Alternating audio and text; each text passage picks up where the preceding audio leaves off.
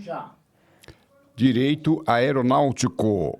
ITA, infração de tráfego aéreo. Vamos falar hoje sobre o nosso curso totalmente online e como ele vai se desenvolver é o nosso bate-papo de hoje. Para mim, professor Calazans, sempre um grande prazer tê-los a bordo.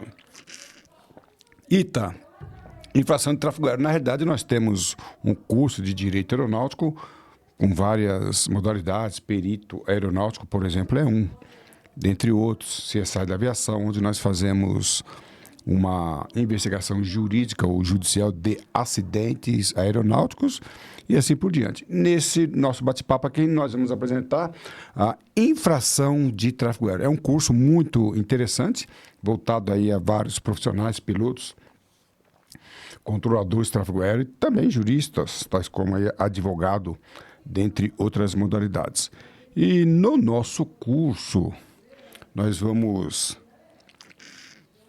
estudar essa frente, né, esse módulo, conceituando o que é infração de tráfego aéreo. E vamos deixar bem claro que o nosso estudo, às vezes, há sim confusão, males entendidos entre os profissionais da aviação e acabam confundindo. Então, infração de tráfego aéreo infração de tráfego aéreo, nós vamos ver detalhadamente como é que isso funciona, mas infração de tráfego aéreo está relacionado com o voo em si, circulação, operação de pousos, decolagem, voo em rota. Então, eu poderia falar, embora a gente vá analisar com mais detalhes no nosso próprio curso, mas só a título de exemplo. Uma vez eu vi um profissional que foi multado porque ele fez um voo internacional e não era proficiente no teste CAL, o teste de inglês. Então, a ANAC elaborou ali uma multa ali para ele, ele cometeu uma infração. Não é uma infração de tráfego aéreo. Nós vamos entender. Não é uma infração de tráfego aéreo. É uma infração administrativa. O nosso curso aqui, ele não é voltado à infração administrativa. Outro dia alguém nos procurou porque recebeu ali também uma notificação da ANAC porque não preencheu corretamente o livro de bordo. Existe um critério, um padrão, e a ANAC entendeu que não estava direitinho ali. Então ele recebeu uma infração, é uma infração administrativa que está dentro do arcabouço da atividade aérea. Não necessariamente infração de tráfego aéreo. E essa divisão é muito interessante. Tá? Então, a gente vai estudar o que é, não é hoje eu só estou sinalizando. Então, o que é infração de tráfego aéreo? E vou, claro, elaborar esse conceito apresentando muitos exemplos. Então, conceito. Infração de tráfego aéreo está relacionado ao voo, à circulação aérea, envolvendo aeronaves. E aí a gente vai fazer a diferença de DCEA, que é o Departamento de Controle de Tráfego Aéreo, que é aqui que nós vamos trabalhar, e ANAC. Embora, quando nós estivemos no início de 2000, ali por volta de 2005, nós tivemos a ANAC, né, que nós tínhamos antes o DAC, que estava ligado ao Comando de Defesa, Ministério antigo, Ministério da Aeronáutica, e quando foi criada a ANAC houve muitas confusões. E eu cheguei a fazer, no início, algumas defesas de infração de tráfego aéreo, chegamos a fazer, emitida pela ANAC. E depois, mais recentemente foi criado, nós vamos ver a junta, né, a junta de julgamento dentro do DCEA. E houve-se uma confusão. Né? Essa confusão já foi desfeita. Então, o que nós vamos estudar aqui é no âmbito do DCEA. E nós vamos apresentar alguns detalhes que eu vou falar aqui esquisitos, porque nós temos regulamentação da ANAC, que também prevê, olha só que coisa interessante, regras de tráfego aéreo. Então, regras de tráfego aéreo, a gente entende que deveria ficar somente a cargo do DCE, Departamento de Controle Espacial Aéreo. E nós vamos ver no nosso curso que nem sempre isto é verdade. Então, há regras de tráfego aéreo reguladas pela ANAC, Agência Nacional de Aviação Civil. E isto dá alguma confusão e nós vamos ver como é que isso se realiza. Então, eu falei que nós vamos estudar as infrações de tráfego aéreo que estão dentro da concepção, dentro do guarda-chuva do DCEA. Infelizmente, não é a realidade brasileira e já vi pilotos receberem infrações de tráfego aéreo de normas, de regras não acobertadas pelo DCEA. Não deveria existir, mas existe, e aí, às vezes, alguns profissionais se perdem nisso, mas nós vamos deixar isso bem claro. Outro ponto também, defesa e recurso. Então, poderia dizer que nós temos duas instâncias, a primeira é a de defesa e recursos.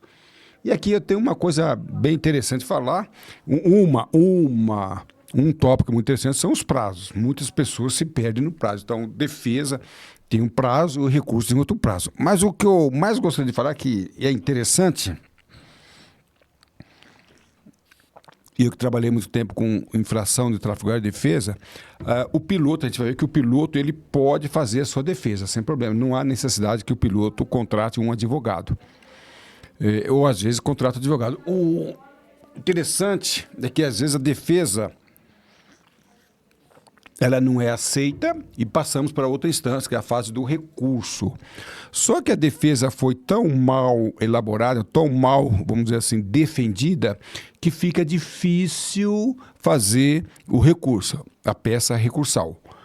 Às vezes é um advogado que não entende da área, nós vamos falar isso, que eu já vi casos de advogado pega uma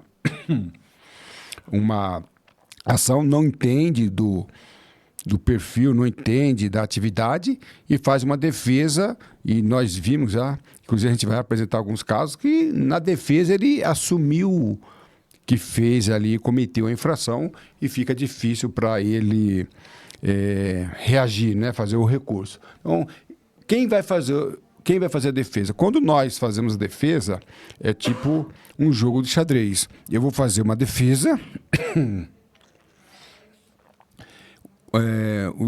quando ele mexe um cavalo, um jogador de xadrez, um cavalo, um bispo, uma rainha, um peão, ele está jogando, já pensando na jogada do seu oponente. A defesa é a mesma coisa. Eu faço uma defesa já matutando qual vai ser ali, se vai deferir ou indeferir a junta de julgamento. Então, eu fico pensando na possível resposta e já me preparando para um recurso. E, às vezes... essa peça não é muito bem elaborada e acaba aí complicando. Voltando aqui um pouquinho, uma vez um aeroclube, e tinha um dos pilotos que era instrutor, tinha muita multa. Só ter uma ideia, a multa de um determinado piloto, instrutor, estava na faixa de R$50 mil. Todas as infrações de tráfego aéreo. E o presidente do aeroclube era também um empresário, que na empresa dele tinha um advogado e chamou o advogado para fazer defesa desse piloto instrutor, que a carreira de pilotagem dele estava comprometida financeiramente, e até mesmo o aeroclube. E ele fez a defesa e só pediu para que eu avaliasse. Inclusive eu fui até o aeroclube no interior de São Paulo e acompanhei o advogado ali no escritório, e ele já estava saindo para fazer a apresentação. E é interessante que eu fiz a defesa, né, técnica, e ele, como advogado, ia apresentar. E ele estava já saindo do aeroclube, se dirigindo à Justiça Federal, no caso, mas fazendo uma representação contra a ANAC. Já estava tudo certo, a petição, tudo certinho. E eu falei para ele, ó... a defesa técnica está aqui, eu fiz, mas a pessoa não está correta, não é ANAC. Ele, não é ANAC, não é ANAC. Várias multas, várias infrações na Justiça Federal contra a ANAC, quando na realidade era contra o DCE. Claro que ele não era um profissional da área e pouco entendia. E teve ali Hoje há muitas dificuldades entre os profissionais que estão iniciando, principalmente juristas que não são da área, de diferenciar o que é da competência do DCE, o que é da competência da ANAC. Nós não vamos trabalhar com as infrações administrativas da esfera da ANAC, embora o raciocínio para defesa, recurso, é o mesmo, só com as condutas, né, que são diferentes. Então, não é o curso de infrações administrativas da esfera da ANAC, mas você pode tranquilamente utilizar todo o raciocínio que nós vamos traçar aqui e trabalhar contra a ANAC, né, que também faz sentido, né? Aspectos legais, existem aspectos legais interessantíssimos, dentre eles a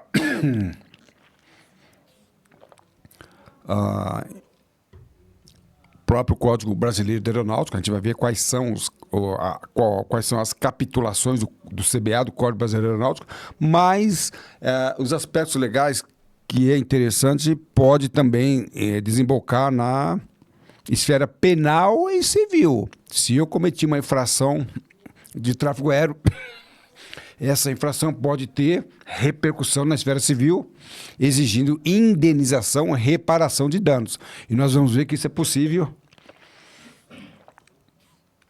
E eu vou contar alguns casos. E na esfera penal, aí que está interessante. Uma vez um piloto, ele cometeu uma infração, e essa infração ele considerou desprezível e não quis fazer defesa. Eu falei assim, mas cuidado, companheiro. Essa infração sua pode também constituir um crime, tá? Se você não fizer defesa, se você acha que você tem a defesa, você pode responder criminalmente. Então, muito cuidado com isso. E eu vi um outro caso na Justiça Federal, no Departamento de Delegacia Federal, e que um piloto, em determinada situação, cometeu uma infração de tráfego aéreo e foi indiciado, pois entendeu o delegado daquela área que o piloto cometeu uma infração acobertada no 261. O voo que ele fez, nas condições que ele fez, se enquadrou no 261 do Código Penal, que é o atentado contra a segurança pública. Depois a segurança pública, a aviação, a gente vai ver aqui, não vou comentar os artigos agora, mas segundo o delegado, a conduta do piloto colocou a aviação em risco no voo, nas condições que ele estava fazendo. O avião fez um pouso em condições climáticas adversas em termos de teto e visibilidade. O delegado estava no aeroporto, viu aquela operação, entendia de direito aeronáutico e indiciou o piloto. Então, na esfera do DCEA, o piloto cometeu uma infração de tráfego aéreo por ter pousado sem autorização em condições climáticas aquém daquelas previstas no regulamento. E entendeu o delegado e fez ali também o seu indiciamento. Então, muito cuidado. Depois nós vamos ver que aquele profissional que vai apurar uma infração administrativa, nós vamos ver isso. Se ele entender que a infração de tráfego aéreo constitui crime, isso é previsto no Código Brasileiro de Aeronáutica, deve encaminhar para as autoridades competentes. E isso é um ponto interessante que muitos profissionais têm desprezado. E aqui, mas para mim, esse ponto é mais interessante aos pilotos. E aspectos administrativos, nós vamos ver, a multa, a suspensão e cassação. Já tivemos casos de pilotos que tiveram as suas carteiras suspensas,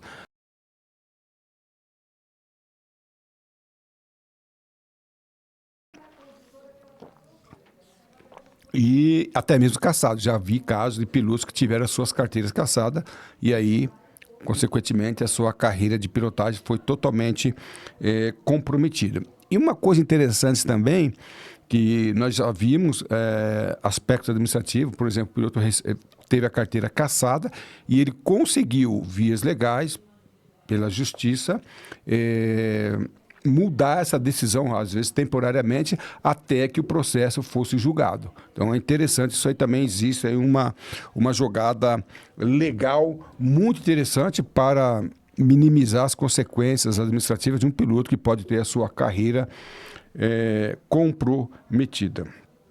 Essas são as consequências jurídicas de uma infração de tráfego aéreo. Quais são elas? Na esfera administrativa, primeiramente, na esfera civil e penal. E quem sabe, até mesmo na esfera tributária. É possível, mas essa não vai ser o nosso ponto principal. E aí o outro ponto para mim que é interessante é a conscientização. Então eu entendo que muitos pilotos, a formação de pilotos no Brasil é a formação deficitária. Em se tratando de regras de tráfego aéreo, nós vemos que os pilotos, vocês vão ver essa minha abordagem no curso, no módulo, né? O curso tem vários módulos, eu vou falar em outro vídeo. Um dos módulos é Princípios e Fundamentos do Direito Aeronáutico. Lá eu falo que a formação dos aeronautas no Brasil é deficitário. Você vai estudar regulamento, você estuda no nível decoreba. Como as provas são realizadas, não exige dos alunos um conhecimento no nível de interpretação, análise, síntese e avaliação. Então, o aluno tem uma formação muito precária, onde ele faz uma prova contendo uma pergunta e alternativas.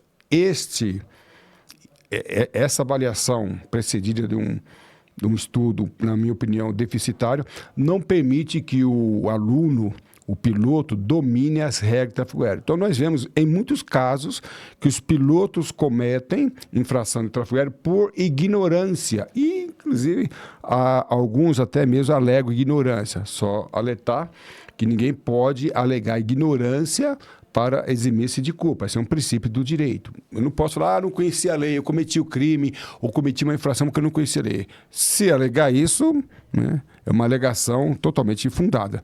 Mas nós vamos ver, em muitos casos, que as infrações de tráfego aéreo, para mim, elas se tornaram lições, aulas, para que o piloto, às vezes nós, operadores da atividade aérea, pudéssemos aprender. E é muito interessante que nós vamos ver aqui. Então, esse curso, ele tem essa abordagem também didática de conscientizar a comunidade aeronáutica.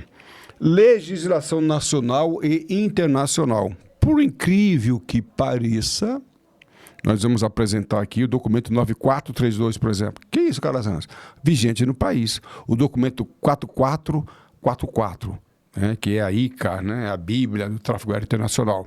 E nós vamos... não, Calazans. Outro dia eu estava discutindo numa boa com alguns aeronautas e até uma autoridade aeronáutica, ele discordou que o documento 4444 pudesse ser utilizado para avaliar uma infração de tráfego aéreo. E eu falei, isso aconteceu pelas autoridades aeronáuticas. Eu mostrei para ele. Ele falou, eu discordo, Calazans. Ele falou, o senhor não pode discordar. Não pode discordar porque esse documento é vigente no Brasil. Então, se a ICA 112, a ICA 137 é omissa em algumas condutas, pode-se usar o documento 4444, 9432 e nós vamos ver, eu vou apresentar para vocês que algumas condutas de pilotos foram avaliadas levando-se em consideração documento internacional.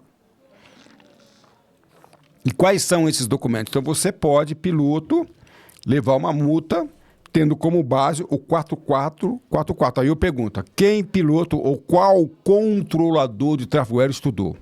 A grade curricular de piloto controlador prevê, olha que eu estou citando um documento como exemplo, mas pode ser outros documentos. E no Princípios e Fundamentos do Direito Aeronáutico você vai ter uma noção. Então vamos lá? É possível que um piloto brasileiro cometendo uma infração de tráfego aéreo dentro do espaço aéreo brasileiro responda uma infração tendo como fundamento um documento internacional? Sim. Lembrando que é um documento internacional dentro do escopo da Convenção de Chicago, anexo, com vigência no país, tá bem? Esse que é o ponto principal. Estudo de caso, tá? Nós vamos ver, todo o nosso curso é baseado em estudos de caso e depois nós teremos um módulo e nesse módulo eu vou apresentar alguns casos que eu trabalhei como defensor, fazendo a defesa ou fazendo até mesmo recurso e ver como é que as coisas funcionam na parte prática. Então, são infrações reais, verídicas, que realmente aconteceram e como é que a junta ela se posicionou em relação à defesa, como é que a junta se posicionou em relação ao recurso e alguns defesas ou recursos que foram deferidos e alguns foram indeferidos. Para mim, né, todo o curso ele é importante, mas para mim, essa parte aqui, ela vai ser muito importante, que vai concretizar, materializar toda a teoria que nós estudamos antes.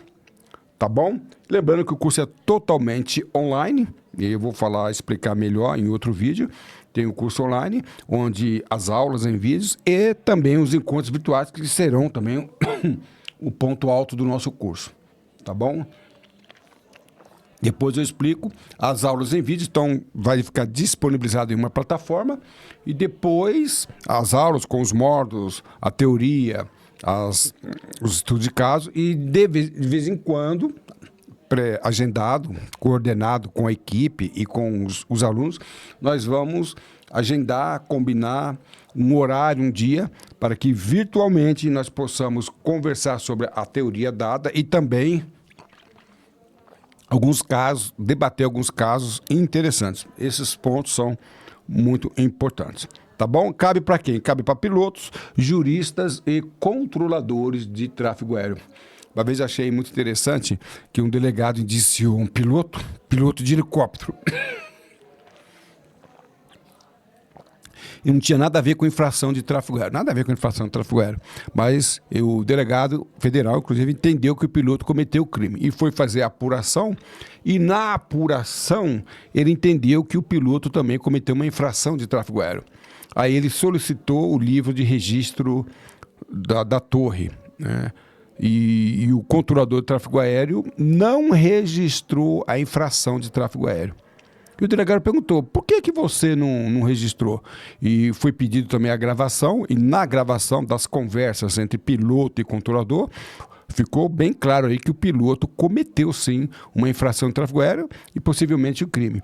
E o delegado, na verdade até o controlador me procurou, falou, o delegado está querendo me indiciar por prevaricação. Falei, é mesmo.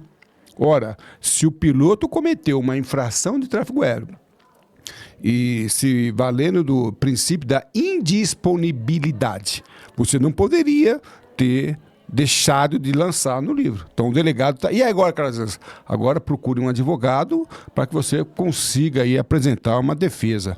Mas a gente vê que alguns dados relacionados à infração de tráfego aéreo pode também afetar a atividade do controle de tráfego aéreo. E aí você pode ser indiciado por prevaricação e a gente vai ver em que situação isso pode ocorrer. Então, o controlador de tráfego aéreo, se um piloto cometeu uma infração de tráfego aéreo, você não pode não registrar e lançar essa infração. E os profissionais da junta, se o piloto ficar claro, comprovado que o piloto cometeu uma infração de tráfego aéreo, os componentes da junta, seja lá quem for, quem de direito, não pode não concluir a investigação e emitir ali a multa, a cassação, a suspensão. Tem que haver punição caso ele tenha cometido. Então, o profissional da junta não pode não indiciar, podendo responder por prevaricação. Tá bom? Para mais informações, eu vou deixar aqui o Code, o QR Code, né? Para você fazer parte do grupo do Calazans Avias, porque nesse grupo é onde eu vou colocar todos os dados do curso. Data, na verdade não tem data para começar. Calazans, quando eu começo? Não tem, você começa quando você quiser, o curso é online. Mas as informações da grade curricular, carga horária, preço, valor, investimento, tudo estará nesse grupo. E eu vou deixar também na descrição do vídeo o link para que você faça parte, né? E é nesse grupo que eu vou passar todas as informações. Lembrando que o link vai ficar aqui. Caso queira também falar com o professor Calazans, tem o e-mail calazans@gmail.com e o nosso telefone que é o Zap, que é o 986936733. Tá bom? O curso está muito, muito bom, baseado numa experiência como piloto, controlador e jurista que atuou muito tempo, muito mais de 10 anos, na área de defesa e recursos de tráfego aéreo. A sua atitude define a sua altitude. Voe alto. Estude com o professor Calazans. Para mim, professor Calazans, sempre um grande prazer tê-los a bordo. Um abraço e tudo de bom.